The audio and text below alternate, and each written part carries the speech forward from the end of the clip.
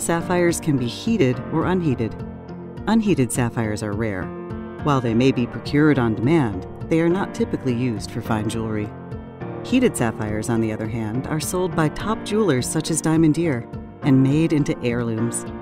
When intense heat is applied to a sapphire, the color deepens, the clarity intensifies, and the silk-like inclusions begin to disappear. In other words, that fire awakens the life within the stone. Like diamonds, sapphire pricing is based on the following parameters: color and luster, the most important; carat weight, clarity, and cut.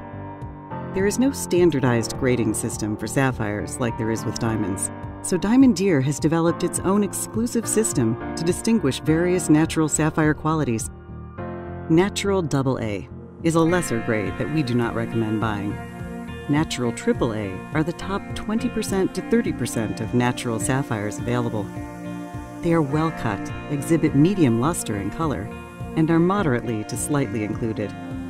They are typically used in fine jewelry by leading independent family jewelers.